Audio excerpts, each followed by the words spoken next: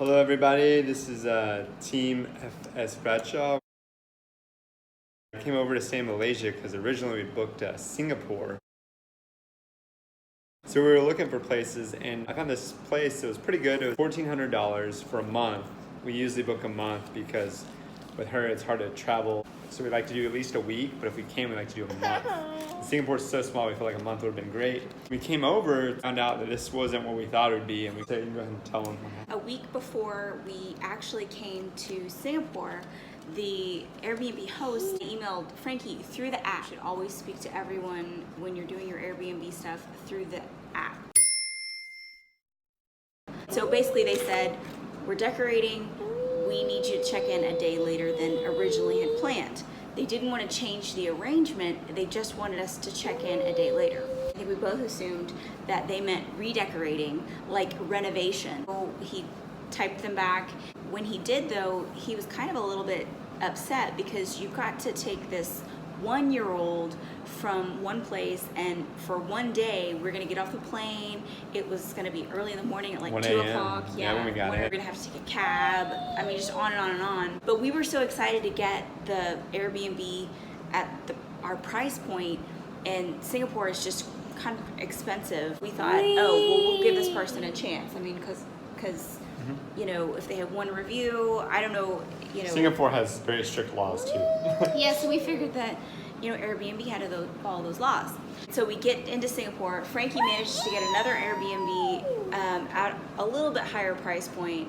It wasn't too much higher, but it was like a homestay is what they call it. So we're staying at this new place.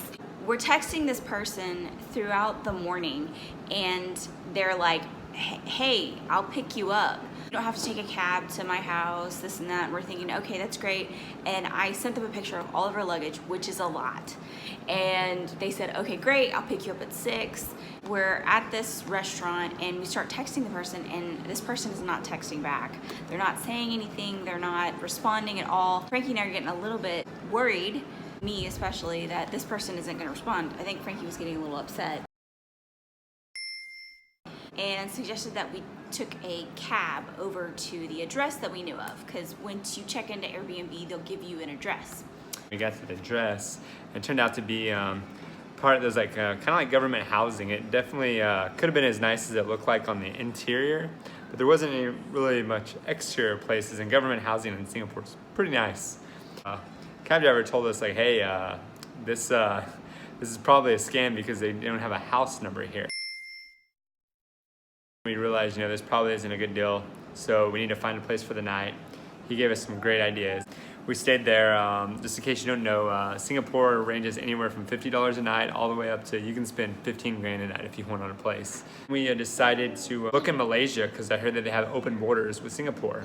So we could just travel from Malaysia to Singapore every day if we wanted to, or just on the days that we wanted to, and save a lot of money because it was like half the cost. It was really close to a supermarket and such, so it was a great place to hunker down for just in case this COVID thing kind of took off. And it did, so that's where we are. Singapore refunded us everything. They were even nice enough to refund us for the hotels that we got, in addition to the one that we were scammed out of, I guess you could say. But everything went well, and I couldn't be more pleased with the way Airbnb handled it. They just wanted to make sure that we were safe that night, so when we talked to them, we told them we already booked another place. And they also gave us credit to use later, which was pretty cool. It was above and beyond, but I have no complaints in it. We tried calling Airbnb several times because they have like a 1-800 number that you can call, but because of this COVID thing, maybe that's the only reason, I don't know. We were trying to call a US number, could not get through to anyone. We had used the app to try to communicate, couldn't get through to anyone. And we did end up actually contacting someone at Airbnb. It was because of the Singapore number. So make sure that when you are using the app and you're somewhere, make sure to call the local numbers because someone actually picked up there. Next thing is that when we did call them, because the person could look in the app, they looked into it, they tried reaching out to the person, the host. The host has 24 hours to respond to whatever claims that the tenant makes. Then when they called us back, they said that they would refund us the money. We scanned in the receipts for the the emergency hotel and the cab ride. We hope to maybe be able to go back to Singapore and see some sights when all of this is kind of settled. We have a 90-day visa. Days. Yeah, we have a 90-day visa here, or a 90-day stay. There's not really technically a visa when you get your passport stamped, but you can stay in Malaysia as a U.S. citizen for 90 days. So anyways, it was quite an adventure, and Airbnb, from what I understand, the FBI has been looking into Airbnb because this is a common scam right now of someone saying that they have plumbing problems, or that their house needs to be renovated in some way. They have some kind of issue that is sort of out of their control. It's a loophole that Airbnb has. Airbnb is very aware of this scam, and I think that's why they were so attentive to us. I hope that it doesn't happen to you. I hope that your family does not experience that, but be aware and make sure to communicate only in the app. We won't pay for any places outside of the app.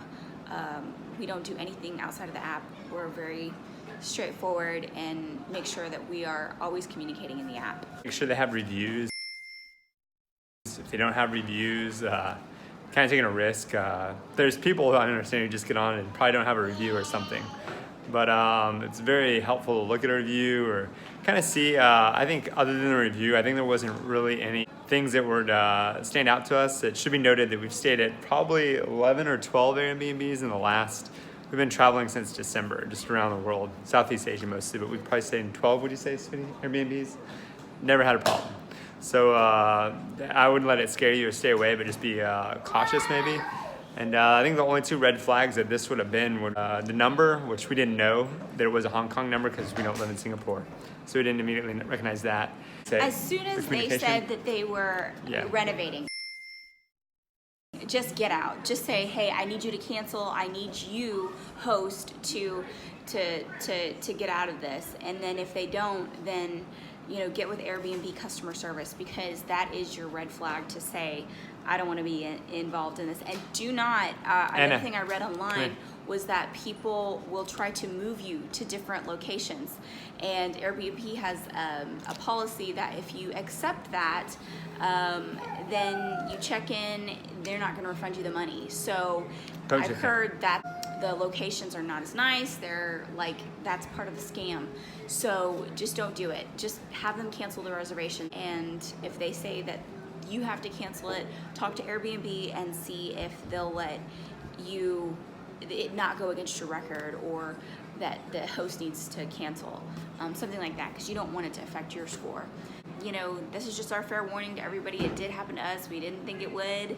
We thought, renovations, whatever, but it is a real scam, and thankfully it worked out for us better.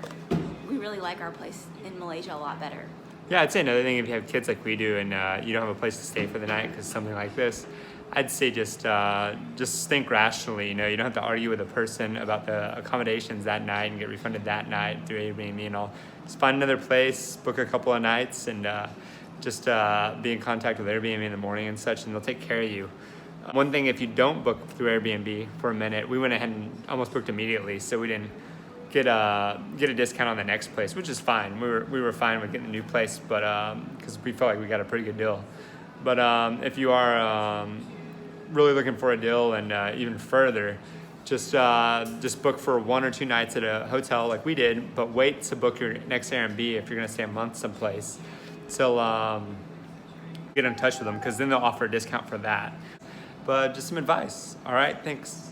Thanks everybody, and we hope your travels are better than ours for Singapore if you go, and more to follow. We have lots more travels and adventures to tell you about another time.